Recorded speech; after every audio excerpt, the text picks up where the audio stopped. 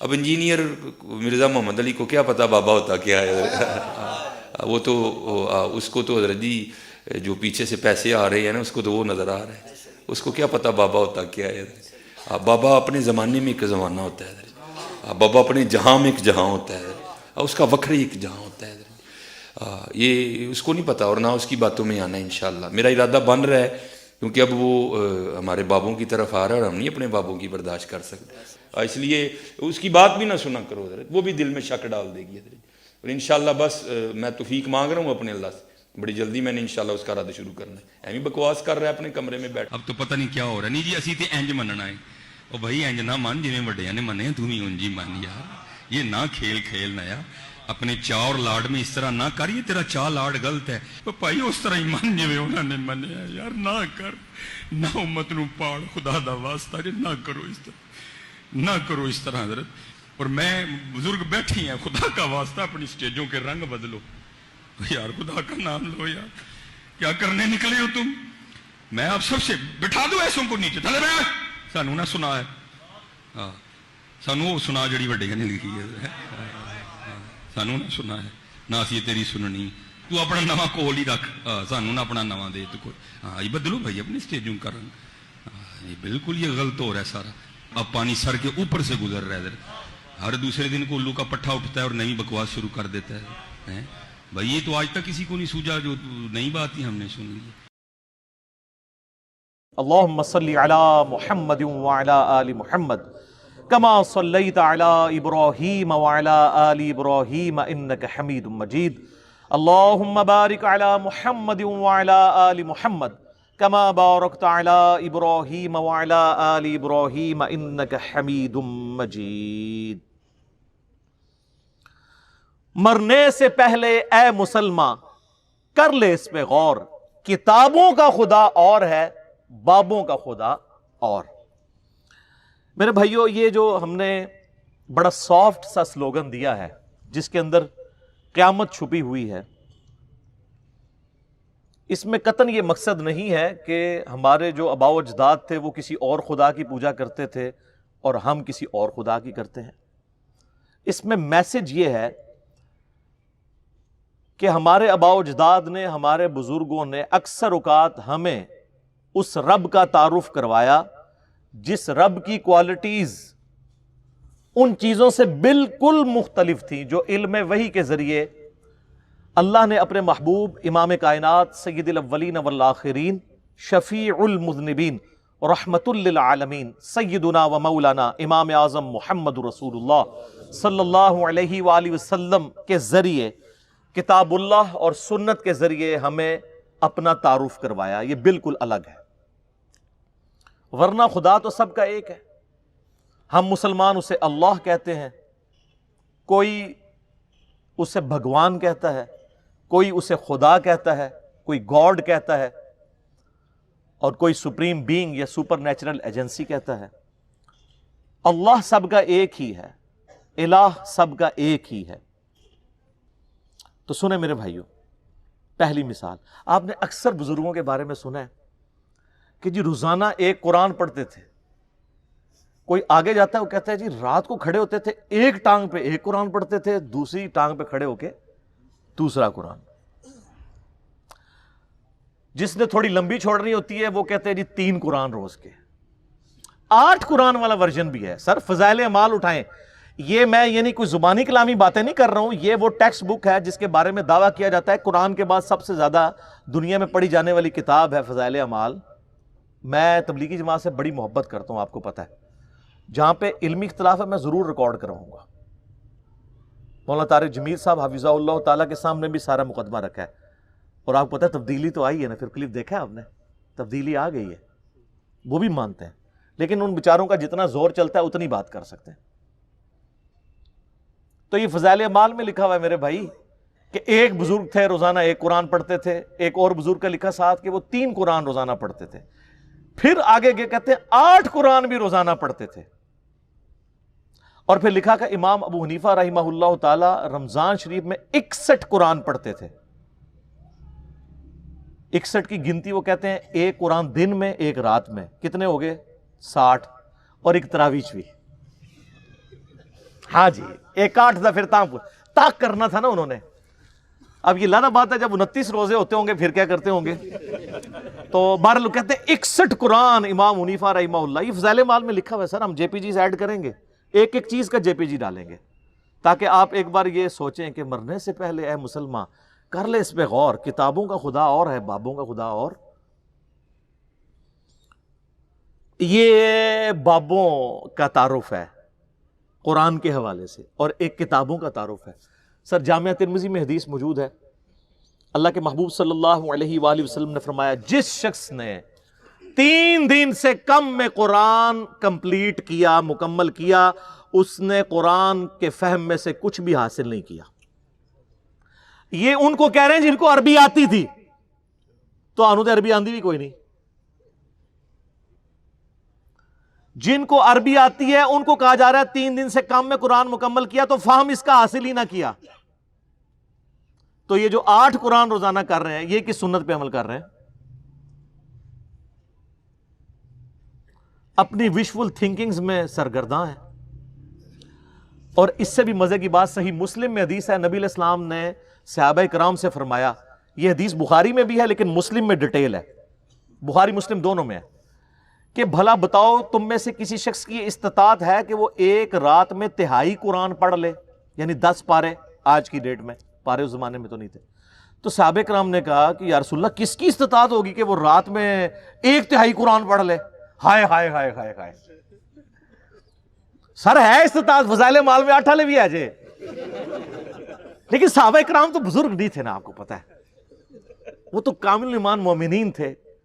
یہ کہانیوں والے ہیں, وہ کامل الایمان اے کہانی باز.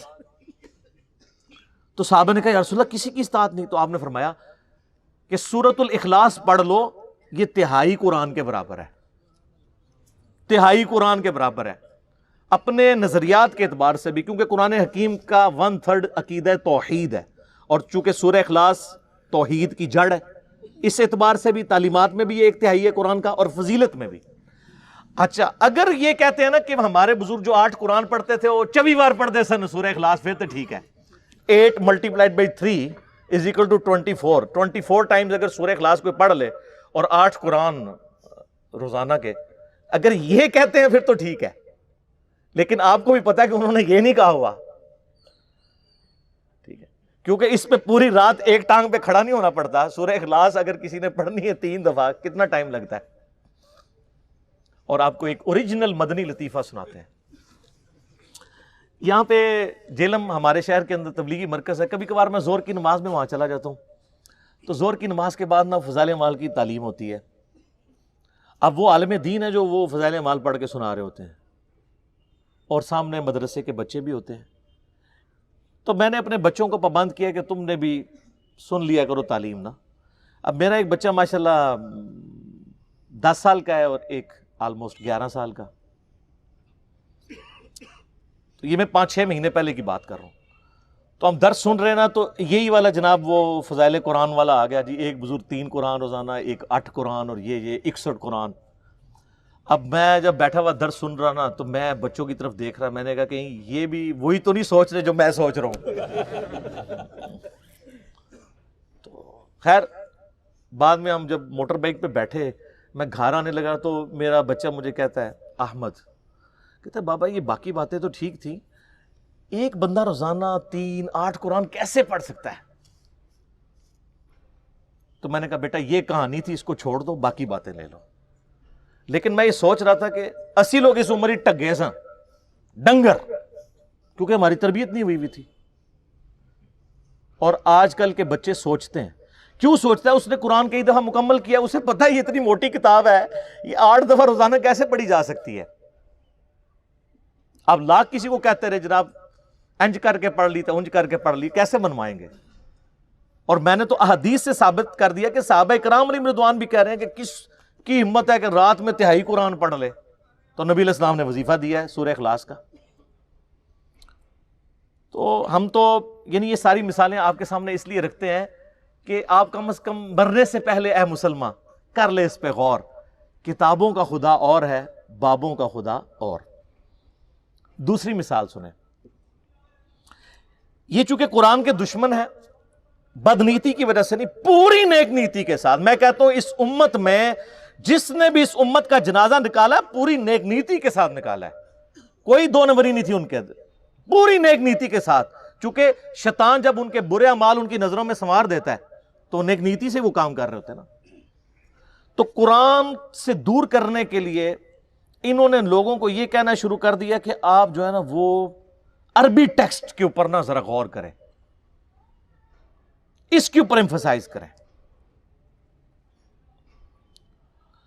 اور اس کے لیے پھر انہوں نے کئی ایک ہیلے بہانے گڑے. ایک تو موٹا سا جملہ, یہ قرآن حدیث ڈائریکٹ نہیں پڑھنا گمراہ ہو جاؤ گے, یہ تو آپ نے اکثر سنا ہے.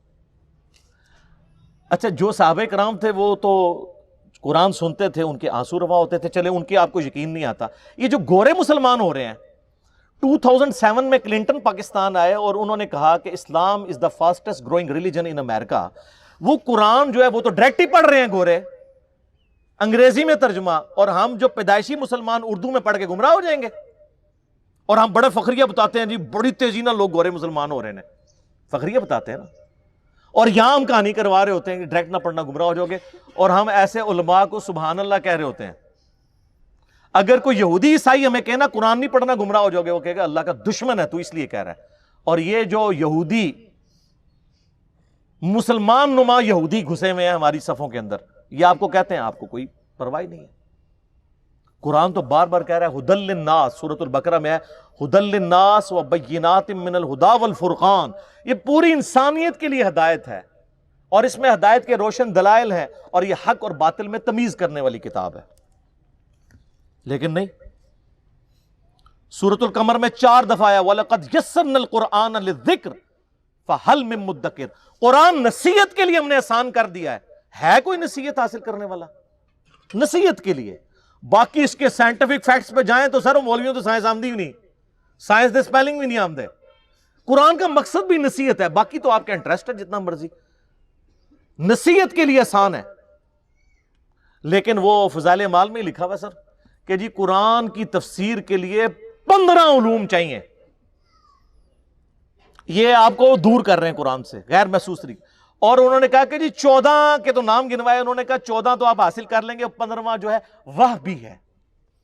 وہبی کہتے ہیں جو گاڈ گفٹڈ ہو, وہ خاص لوگوں کو ہی ملتا ہے, تاکہ آپ 14 حاصل بھی کریں, کہیں گے 15واں تو کوئی نہیں نا, وہ تو وہبی ہے. وہبی نہیں وہبی.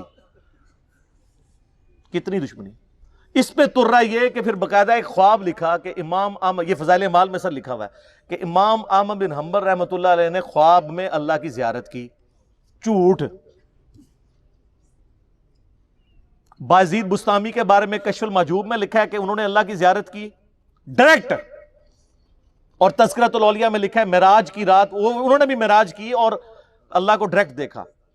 ادھر تھوڑی شرم آئی, انہوں نے ایک سٹیپ نیچے لے آئے, خواب میں دیکھا. سر یہ خواب والا پیکج موسیٰ علیہ السلام کو آفر کیوں نہیں ہوا تھا؟ سورۃ الاعراف کی آیت نمبر 143 ہے, حضرت موسیٰ علیہ السلام اللہ کے لاڈلے ترین 5 پیغمبروں میں سے ہیں, اولو العزم پیغمبروں میں سے ایک.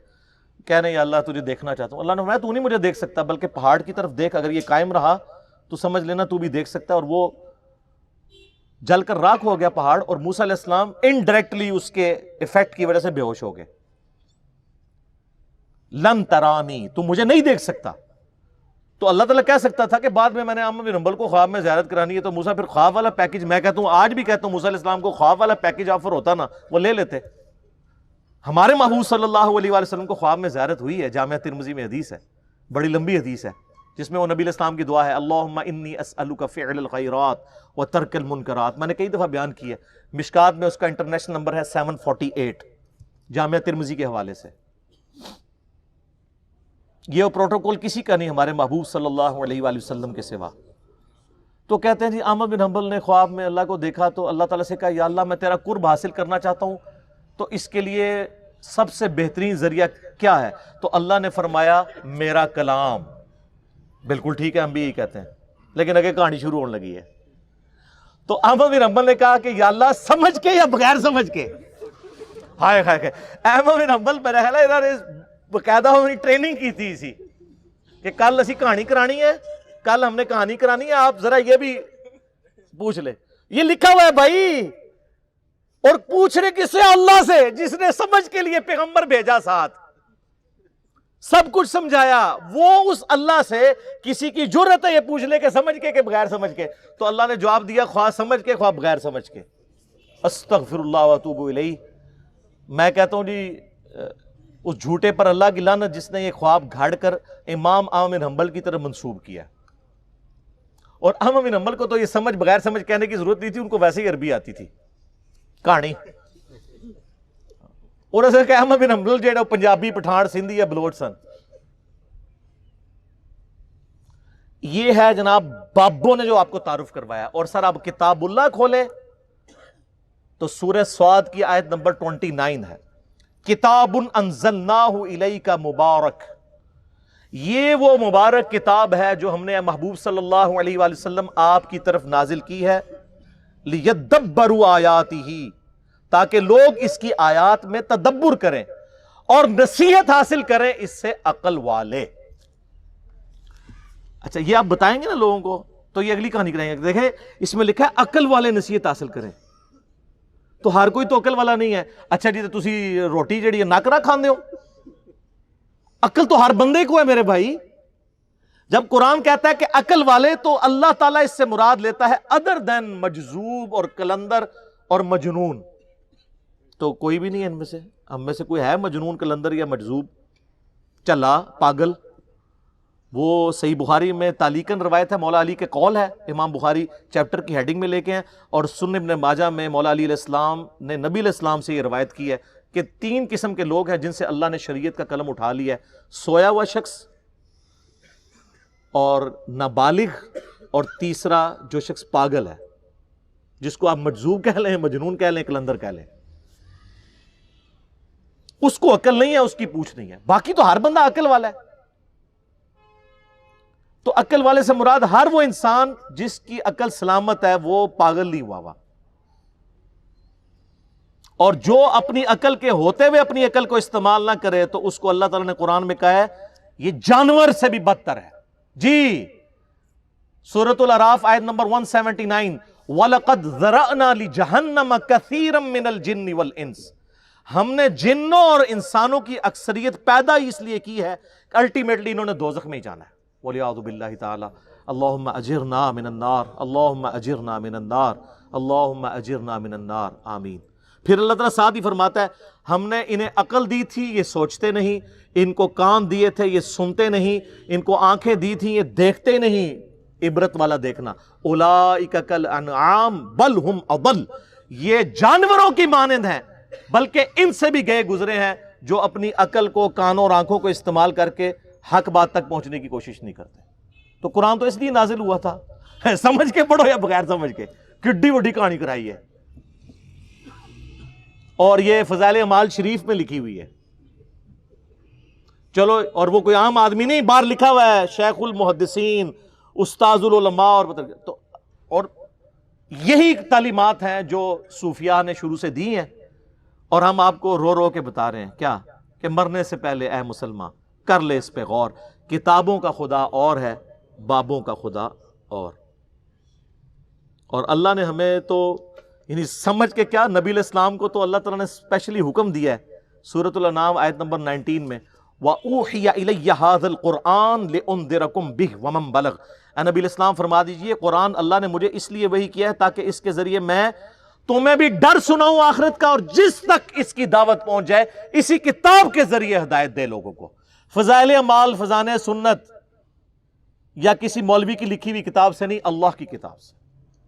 پھر سورہ قاف کی آخری آیت ہے 45 نمبر، فَذَكِّرْ بِالْقُرْآنِ مَنْ يَخَافُ وَعِيدٍ۔ اے نبی علیہ السلام اس قرآن کے ذریعے آپ لوگوں کو ڈر سنائیں آخرت کا، ہر اس شخص کو جو اللہ کی دھمکی سے ڈر جائے۔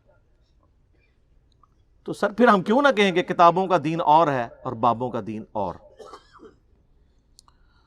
تیسری مثال، آپ نے اکثر بریلوی اور دیوبندی بزرگان دین سے اور علماء کرام سے، میں بزرگان بے دین اور علماء کرائم کی بات نہیں کر رہا، بزرگان دین اور علماء کرام سے یہ اکثر سنا ہوگا کہ جی بزرگ روحانی طور پر دیکھے گئے ہیں، جی ہوتے ادھر ہیں، کبھی مدینہ شریف حاضری میں پہنچے ہوتے ہیں، کبھی وہ مکہ شریف پہنچے ہوتے ہیں، نماز میں غیر حاضر ہوں تو وہ کہتے ہیں جی نماز روحانی طور پہ وہاں ادا کی. اور یہ سب جگہ کہاں رہی ہیں؟ کہیں دعوت اسلامی کی بہاروں کے نام سے ہے اور کہیں تبلیغی جماعت کی کارگزاری کے نام سے. یہ ہر جگہ جاری ہے. کہتے ہیں جی وہ بزرگ ادھر تھے تو ہے ادھر تھے، روحانی طور پہ ان کو وہاں دیکھا گیا، انہوں نے وہاں نماز پڑھی. یہ ہے بابوں نے جو آپ کو بتایا. اور سر صحیح مسلم میں حدیث ہے، نبی علیہ السلام ایک چوراہے سے گزرے تو بنو سلمہ وہاں کھڑے تھے. نبی علیہ السلام نے پوچھا تم لوگ یہاں کیوں کھڑے ہو؟ ان کا یا رسول اللہ ہم بڑی دور سے اپنے گاؤں سے مسجد نبوی میں آپ کے پیچھے نماز کے لیے آتے ہیں تو تھک جاتے ہیں، بڑی مشکل سے پہنچ پاتے ہیں، جماعت پکڑنے میں مشکل ہوتی ہے، تو ہم نے ارادہ کیا ہے کہ ہم مدینہ شریف شہر کے اندر ہی شفٹ ہو جاتے ہیں تاکہ آسانی سے آپ کے پیچھے نماز پڑھ لیں. تو نبی علیہ السلام نے فرمایا تم جتنے قدم چل کے آتے ہو ہر قدم کے عوض تمہارے لیے نیکی لکھی جاتی ہے. یار صحابہ کرام کیا لوگ تھے یار. کوئی آرگومنٹ ہی نہیں کیا کہ یا رسول اللہ ٹھیک ہے ادھر ہی رہیں گے. کسی نے نہیں کہا یا رسول اللہ تھک جائیں گے. یہ نیکیوں کے لیے کتنے حریص. اور کسی نے یہ بھی نہیں کہا کہ حضور ہمارے قدموں کی خاک سے جو خاک اڑتی ہے، ہمارے گھوڑے کے قدموں کے سم سے جو خاک اڑتی ہے، وہ جب گھوڑے کے نتھنے میں بیٹھے تو اس کے برابر بھی کوئی امت کا ولی غوث قطب ابدال نہیں ہو سکتا. تو ہمارے بعد تو بزرگان دین ہواؤں میں اڑ اڑ کے مکے اور مدینے نمازیں پڑھیں گے تو یا رسول اللہ ٹھیک ہے ہم شفٹ نہیں ہوتے، ہم اڑ کے آ جایا کریں گے. اس زمانے میں کوئی نہیں اڑتا تھا، آج بھی کوئی نہیں اڑ سکتا میرے بھائی. کہانی ہے سب. اگر کسی کو زوم ہے نا اڑ سکتا ہے تو سارے بزرگان دین کٹھا کہتے ہیں دنیا اولیاء اللہ سے خالی نہیں ہے. ایک ولی لے آؤ نا سر، منار پاکستان پہ چڑھاتے ہیں، لیکن ہمیں تو یقین ہے کہ وہ شہادت کے رتبے پہ پہنچیں گے. انگریز کا پیراشوٹ اس کو باندھ دیں گے، وہ چھلانگ لگائے اڑ کے بتائے. اور جب ویسے تو وہ پہلے ہی توبہ کر لے گا، اور اگر وہ چھلانگ لگائی دے شہید ہونے کے لیے تو مرنے سے پہلے ایک بٹن دبائے، اس کے بعد زمین پہ لینڈ کرتے ہی نہ اناؤنسمنٹ کرے نہ میں وابی نہ میں بابی، میں ہوں مسلم علمی کتابی. سر پھر یہی ہونا چاہیے نا، کہانیاں کرائی سی ہوں توبہ بھی کرنا. اور پھر وہ اپنے مریدوں کو بھی کہے کہ مرنے سے پہلے اے مریدو کر لو اس پہ غور. میرا خدا اور تھا اور کتابوں کا خدا اور. اب میں کتابوں کے خدا کو ماننا شروع ہو گیا ہوں. سر یہ چھوڑ دیں، جن کو اپنے بزرگوں پہ مان ہے نا ان کے ساتھ آپ جہاز میں فلائٹ لیں، سارے مرید کٹھے ہوں، بڑے بڑے امیر مرید ہوتے ہیں نا، کاکپٹ سے صرف پائلٹ کو نکال کے نا پیچھے لیں اور کسی ولی اللہ کو بٹھا دیں کاکپٹ میں، وہ یہ جہاز لینڈ نہیں کرا سکتا. اڑنا تو بڑی دور کی بات ہے، اس دنیا میں نہیں لینڈ کرے گا، آخرت کی زندگی میں. لیکن فائدہ کوئی نہیں نا سر، لینڈ ہوئے گا انشاءاللہ. ظاہر لینڈ تو انہیں کرنا ہے جو فیول مکڑا ہے. وہ لادہ بات ہے کہ آپ لوگ جو ہے وہ پھونک مار کے بغیر پیٹرول کے گاڑیاں چلاتے ہیں، لیکن جہاز نہیں اڑتا بغیر پیٹرول دے. سب کہانیاں اتنی کہانیاں. اور لوگ صاحب وہ جی جناب نکاح ماری لوہے محفوظ پڑھ لیا، تھلے ویکھیا 7 زمینہ کراس، تیل بھی کراس. وہ سر ایڈون نے دریافت کیتا آ کے 200-250 سال پہلے پنسلوینیا. تو کیا کرتے رہے ہیں؟ تیل کیوں کراس؟ ہر بزرگ کو ہی تیل کراس ہو گیا. سر نہیں، دنیا بقدر ایفرٹ ہے، جو ایفرٹ پٹ کرے گا اسے رزلٹ ملے گا. وہ تخت بلقیس والا آپ میرا کلپ دیکھ لیں، تو باقی چیزیں میں نہیں بیان کرتا. سیکنڈ لاسٹ مثال، چوتھی، آپ کو پتہ یہ بڑی مشہور حدیث ہے بخاری اور مسلم دونوں میں، سیدنا اسامہ ابن زید سے متعلق. ایک جنگ کے دوران کافر سے مڑ بھیڑ کے دوران جب وہ کافر ان کی تلوار کے نیچے آیا تو اس نے کلمہ پڑھ دیا، لیکن انہوں نے پھر بھی اسے قتل کر دیا. بعد میں قلق تھا، نبی علیہ السلام کی خدمت میں حاضر ہوئے کہ یا رسول اللہ اس طرح لڑائی ہوئی، وہ میری تلوار کے نیچے آیا، کلمہ پڑھ دیا، پھر بھی میں نے اسے قتل کر دیا. تو نبی علیہ السلام فرمایا تو نے اسے کیوں قتل کیا؟ کہ یا رسول اللہ اس نے اوپر سے کلمہ پڑھا تھا ڈر کی وجہ سے، اندروں وہ کافر تھی. ہو سکتا ہے یہ بات ٹھیک بھی ہو، ہم بھی یہی ججمنٹ کرتے، لیکن نبی علیہ السلام نے فرمایا کیا تو نے اس کا دل چیر لیا تھا؟ تو صحابہ نے تو نہیں کہا یا رسول اللہ کہ اولیاء اللہ دل کا حال جان لیتے ہیں تو ہم تو اولیاء کے امام ہیں. جی میں نے دل چیر لیا تھا. اور جو کہہ رہا تھا اس کو بھی پتا تھا میں کیا کہہ رہا ہوں, کہ کوئی نہیں دل چیر سکتا, صرف نبی کو وحی کی تائید حاصل ہوتی ہے. پھر آپ نے فرمایا اسامہ تو کیا کرے گا جب قیامت والے دن وہ کلمہ پڑھتا ہوا اللہ کے حضور تیرے خلاف مقدمہ قائم کرے گا. اسامہ تو کیا کرے گا, اسامہ تو کیا کرے گا, اسامہ تو کیا کرے گا. نبی علیہ السلام یہ الفاظ ریپیٹ کرتے رہے. سیدنا اسامہ کہتے ہیں میری خواہش ہوئی کاش آج سے پہلے میں کافر ہوتا اور آج کلمہ پڑھ کے مسلمان ہوا ہوتا, کم از کم میرا یہ گناہ تو دھل جاتا. ہوئے ہوئے, اسامہ ابن زید عام بندہ نہیں. صحیح بخاری میں حدیث ہے کہ نبی علیہ السلام زانوں پہ ایک طرف حسن ابن علی کو بٹھاتے تھے تو دوسرے طرف اسامہ ابن زید کو, حضور کے بچوں کی مانت, پوتا حضور کا صلی اللہ علیہ وآلہ وسلم. بڑے بڑے صحابہ غصے کی حالت میں نبی علیہ السلام کو اپروچ نہیں کرتے تھے تو اسامہ ابن زید سے سفارش کرواتے تھے.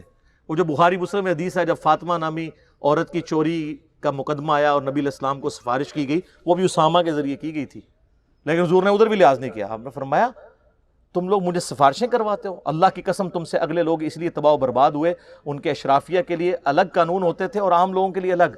اللہ کی قسم اگر میری بیٹی فاطمہ بھی چوری کرتی میں اس کے بھی ہاتھ کٹوا دیتا, مجھے اپروچ کرتے ہو تم.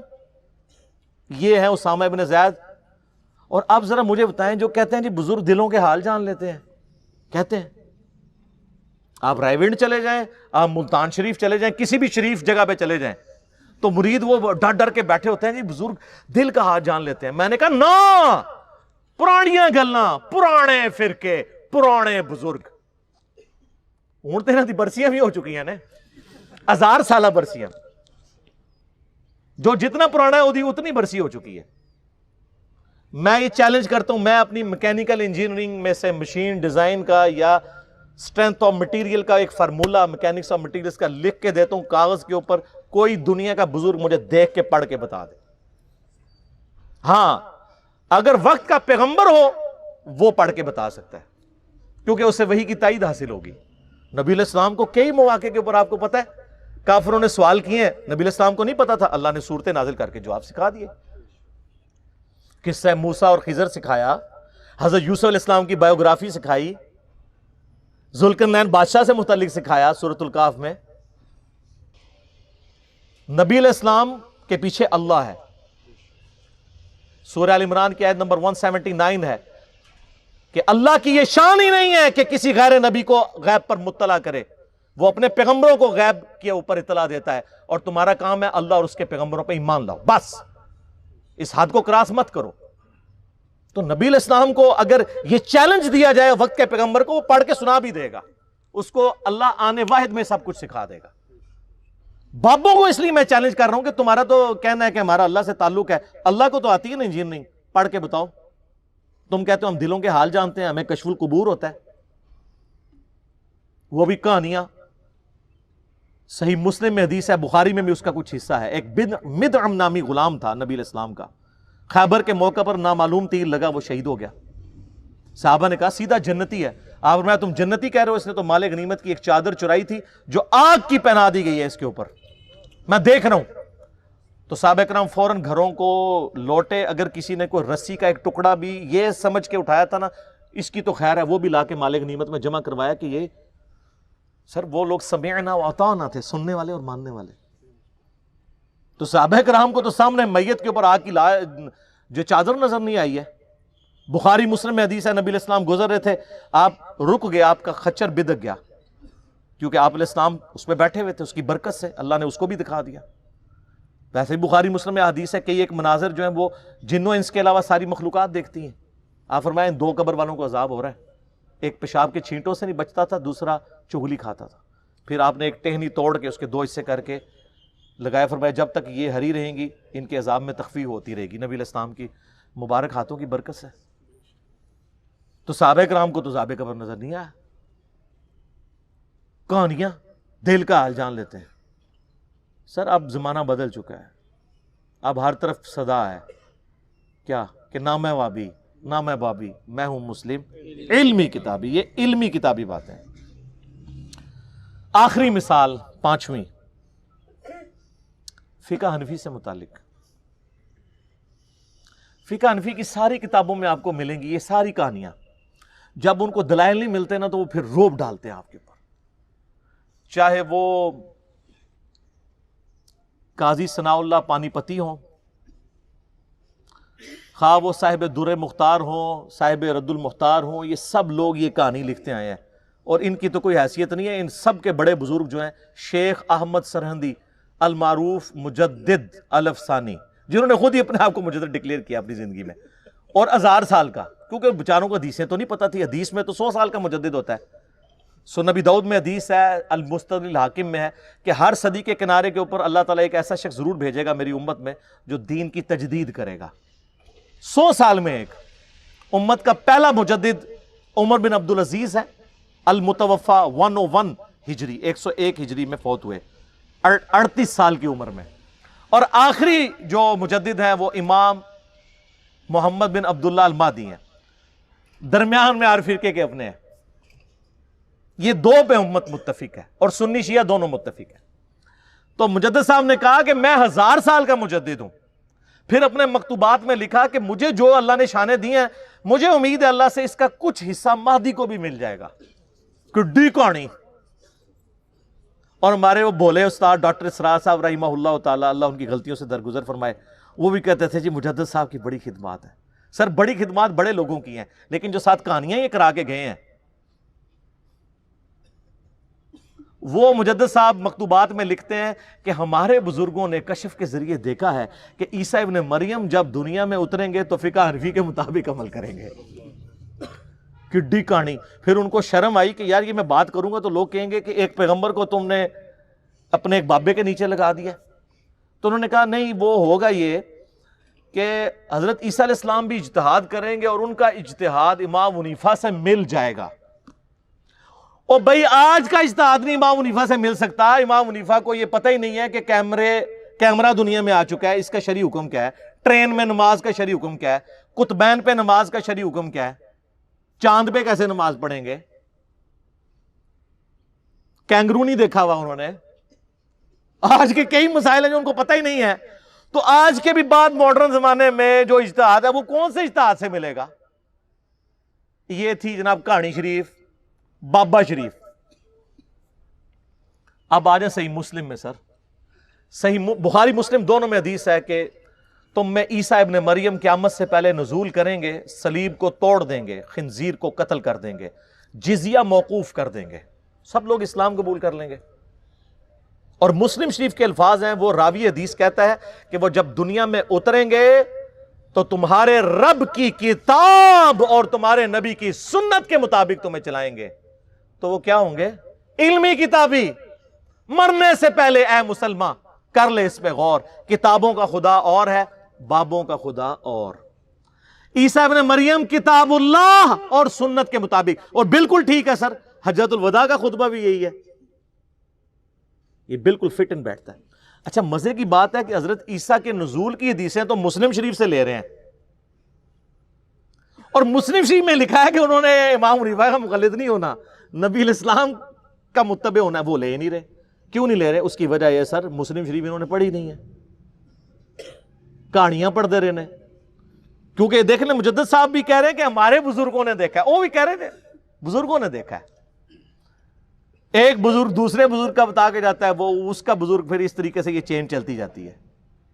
اور یہ ایسے خطرناک لوگ ہیں، جانے سے پہلے اتنے بچے دے کے جاتے ہیں جو ان کو بزرگ ڈکلیئر کریں، پھر وہ جاتے ہوئے بچے دیتے ہیں تاکہ وہ خود بزرگ ہوں، اور وہ بچے پھر آگے بچے دیتے ہیں، روحانی بچے. میں شیطانی بچے نہیں کہتا، یہ تو آگے جا کے پتہ چل جائے گا. تو یہ جناب ہمارا درد تھا. ہم آپ کو کتابوں سے جوڑ رہے ہیں، بابوں سے نہیں. اور جب آپ کتابوں سے جڑ گئے تو آپ نبی علیہ السلام کے مبارک قدموں تک پہنچ گئے. اصل مقصد تو یہ ہے، اس کو امام مانو جسے اللہ نے آپ کا اور میرا امام بنایا. ما ضل صاحبکم وما غوا. تمہارے نبی نہ کبھی بہکے ہیں نہ کبھی بے راہ چلے. آپ کے بزرگ تو سب سے بڑے بزرگ شیخ عبد القادر جیلانی کی طرف منسوب واقعہ سارے سناتے ہیں نا ہمیں، کہ یہ ایک دفعہ شیطان نورانی شکل میں سامنے آیا اور کہا کہ اے عبد القادر میں تیرا رب ہوں، آج کے بعد تجھے نمازیں معاف. تو انہوں نے کہا لا حول ولا قوت الا باللہ. تو شیطان وہاں سے غائب ہونے لگا، اور غائب ہوتے ہوتے اس نے اگلا وار کیا کہ عبد القادر تیرے علم نے تجھے بچا لیا، تو انہوں نے کہا کہ لا حول ولا قوت الا باللہ، مجھے اللہ کے فضل نے بچایا ہے۔ تو اس نے کہا کہ میں نے تیرے اس لیول پہ پہنچے ہوئے 70 غوث دوزخ تک پہنچا دیے اس تکبر کی وجہ سے، تجھے تیرے علم نے بچایا۔ تو انہوں نے کہا لا حول ولا قوت الا باللہ، مجھے اللہ کے فضل نے بچایا۔ میرا معصومانہ سوال ہے، وہ جو 70 غوث تھے وہ تو گئے دوزخ میں، اور ان کے مریدین جو بیچارے امید لگائے تھے کہ ہمارا پیر ہمیں جنت میں لے کے جائے گا، سر میرا پیر وہ ہے اور آپ کا بھی پیر وہی تھا، لیکن آپ کو بتایا نہیں گیا تھا کہ جس کی گارنٹی اللہ نے قرآن میں دی ہے، ما ضل صاحبکم وما غوا، تمہارے نبی نہ کبھی بہکے ہیں نہ کبھی بے راہ چلے ہیں۔ لقد کان لکم فی رسول اللہ اسوۃ حسنہ قل ان کنتم تحبون اللہ فاتبعونی یحببکم اللہ انا ارسلناک شاہدا ومبشرا ونذیرا وداعیا الی اللہ باذنہ وسراجا منیرا وما ارسلناک الا رحمتا للعالمین وما ارسلناک الا کافتا للناس بشیرا ونذیرا۔ سر اللہ کے نبی کے ہوتے ہوئے کسی بابے کی بزرگ کی ضرورت ہے میرے بھائی؟ تو مرنے سے پہلے اے مسلمان کر لے اس پہ غور، کتابوں کا خدا اور ہے، بابوں کا خدا اور۔ میں اپنی گفتگو کو کنکلوڈ کرتا ہوں صحیح مسلم کی اس مشہور حدیث پہ، انٹرنیشنل نمبر کے مطابق 7377 دجال کے کانٹیکسٹ میں۔ نبی علیہ السلام فرماتے ہیں دجال کا ظہور ہوگا نا تو ایک مومن اٹھے گا، وہ کہے گا کدھر ہے دجال، مجھے ملاقات کرواؤ۔ تو اس کے جو حواری ہیں دجال کے، وہ کہیں گے نہیں نہیں ڈائریکٹ نہیں تمہیں ملاقات کرنے دیں گے، ظاہر ہے پیر صاحب سے کون ڈائریکٹ مل سکتا ہے۔ وہ کہے گا نہیں تمہارے پیر نے کہا ہوا ہے کہ جو بھی اس طرح آئے نیا بندہ اس کو میرے ساتھ ملاقات کرواؤ، تو مجھے لے جاؤ اس کے پاس۔ وہ کہیں گے ہم تجھے ماریں گے، وہ کہتے ہیں مار لینا یار، لیکن دجال نے کہا ہوا ہے کہ جب کسی کو مارنا ہو تو میرے سے پہلے ملاقات کرانا، تو اس کو لے جائیں گے۔ جب لے کے جائیں گے وہ کہے گا تو دجال ہے، لیکن اس کے ماتھے پہ لکھا ہوگا کاف الف را، کافر، لیکن لکھا ہوگا وہ ایبریویشن میں۔ تو آپ جیسے لوگ جو ہے نا، آپ سے مراد بابوں والے، وہ کاف سے کشف، الف سے الہام، فا سے فیض اور را سے روحانیت پڑھ لیں گے۔ ہم پھر بھی چیخ چیخ کے کہیں گے وہ کافر لکھا ہے، وہ کہیں گے نہیں نہیں کاف کشف، الف سے الہام اور فا سے فیض اور را سے روحانیت۔ مرنے سے پہلے اے مسلمان کر لے اس پہ غور، کتابوں کا خدا اور ہے، بابوں کا خدا اور۔ تو صحیح مسلم کی اس حدیث میں آگے پھر آتا ہے کہ وہ شیخ کے پاس لے جائیں گے اسے، دجال کے پاس، تو وہ مومن کہے گا تو مسیح دجال ہے۔ وہ کہے گا میں رب ہوں تیرا، دیکھ میں بارش برسا رہا ہوں، میں سبزہ اگا رہا ہوں۔ وہ کہے گا میرے نبی کی حدیث مجھے پہنچی ہے، تو دجال ہے۔ تو سر یہ مومن کون ہوگا؟ علمی کتابی۔ وہ کہے گا میں تیرے 2 ٹکڑے کروں گا، اور وہ 2 ٹکڑے کر کے ان میں چلے گا، پھر ٹکڑوں کو حکم دے کے پھر زندہ کر لے گا۔ جب وہ زندہ کرے گا کہے گا اب تو مان لے میں نے تجھے مردہ کر کے زندہ کیا، میں تیرا رب ہوں۔ وہ کہے گا تیرے اس عمل نے میرے ایمان میں اضافہ کیا ہے، تو واقعی دجال ہے، اور اب تو میرے قتل پر قادر بھی نہیں ہوگا۔ اور نبی اسلام فرماتے ہیں جب اسے قتل کرنے لگے گا تو اس کی گردن جو ہے وہ تانبے کی ہو جائے گی، وہ اس کے اوپر قدرت نہیں پائے گا، تو اسے اٹھا کے وہ آگ میں پھینک دے گا، لیکن وہ اصل میں جا کے جنت میں گرے گا، یعنی اللہ کے پاس پہنچ جائے گا۔ اور نبی علیہ السلام فرماتے ہیں کہ وہ اس زمانے کا سب سے بہترین شہید ہوگا۔ جو المستدل حاکم میں حدیث ہے سید الشہداء حمزہ ابن عبد المطلب ہیں، اور ہر وہ شخص سید الشہداء ہے جو جابر حکمران کے سامنے کلمہ حق بلند کرے۔ اسی لیے ہم امام حسین رضی اللہ تعالیٰ عنہ علیہ السلام کو سید الشہداء کہتے ہیں، اور وہ مؤمن بھی سید الشہداء ہوگا۔ تو سر ہم پھر بار بار کہہ رہے ہیں کہ مرنے سے پہلے اے مسلمان کر لے اس پہ غور، کتابوں کا خدا اور ہے، بابوں کا خدا اور۔ سورہ یوسف پڑھیں، حضرت یوسف علیہ السلام جو اپنے جیل کے ساتھیوں کو ترغیب دلاتے ہیں وہ یہی ہے کہ اے میرے جیل کے ساتھیوں، یہ چند نام ہیں جو تم نے رکھ لیے ہیں، اللہ نے ان کی کوئی سند نازل نہیں کی ہوئی ہے، آپ نے بھی نام رکھ لیے۔ یہ کہتے ہیں نا جی وہ اللہ چاہے تو بزرگ کر سکتے ہیں. یہ اللہ کا چاہنا آپ نے اور آپ کے بابوں نے ڈیسائیڈ کرنا ہے. یہ سب آپ نے کہانیاں بنائی ہیں. اللہ تعالیٰ کو اللہ تعالیٰ نے قرآن حکیم میں بارہا یہ بات کی ہے وَلَا تَقُولُوا عَلَى اللَّهِ إِلَّا الْحَقِّ. مت کہو اللہ کے بارے میں کوئی بات ایسی سوائے اس کے کہ جو حق پر مبنی ہو. ہم کہتے ہیں بابے آپ کے کیا کر رہے ہیں, وہ کہتے ہیں جی کعبے میں بھی کرین گر گئی تھی. تو سر اللہ نے کب کہا ہے کہ آپ بسم اللہ پڑھ کے ساکٹ میں 2 انگلیاں دے دو تو بچ جاؤ گے؟ اللہ نے تو بقدر ایفرٹ چھوڑا ہے آپ کو. یہ آپ کے بابوں کا دعویٰ تھا کہ دنیا کا نظام چلا رہے ہیں. اللہ نے تو حسین ابن علی کو بھی مظلومانہ شہید ہوتے دیکھا ہے. اللہ نے تو حجاج ابن یوسف کے ذریعے اور یزید کے ذریعے خانہ کعبے کی توہین ہوتے ہوئے دیکھی ہے. وہ ابرا کے لشکر کو ایک ہی دفعہ ہلاک کیا ہے. ایک ہی دفعہ آگ ٹھنڈی ہوئی ہے ابراہیم علیہ السلام پہ. رومن امپائر کے بیٹل فیلڈز میں کئی صحابہ کو تیل کے کڑاہوں میں زندہ جلایا گیا. اللہ نے کہیں یہ نہیں کہا میں بچاؤں گا. آخرت کی گارنٹی ہے. دنیا بقدر ایفرٹ ہے. یہاں آپ کو ایفرٹ پٹ کرنی پڑے گی. چلیں یہ اللہ کی بات کرتے ہیں, اچھا ہی کرتے ہیں. یہ ہمیں بتانے جاتے ہیں اللہ تو آڈا تے بابے ساڈے. ایسی بھی کہنے ہیں سر مرنے سے پہلے اے مسلمان کر لے اس پہ غور. کتابوں کا خدا اور ہے, بابوں کا خدا اور جب یہ غور کر لو تو ایک دفعہ جھوم کے کہنا ہے کیا کہ نہ میں وہابی نہ میں بابی, میں ہوں مسلم علمی کتابی. ٹھیک ہو گیا جناب؟ صلوات بر محمد وآل محمد. اللہم صلی علی محمد وعلی آل محمد کما صلیت علی ابراہیم وعلی آل ابراہیم انک حمید مجید. اللہم بارک علی محمد وعلی آل محمد کما بارکت علی ابراہیم وعلی آل ابراہیم انک حمید مجید.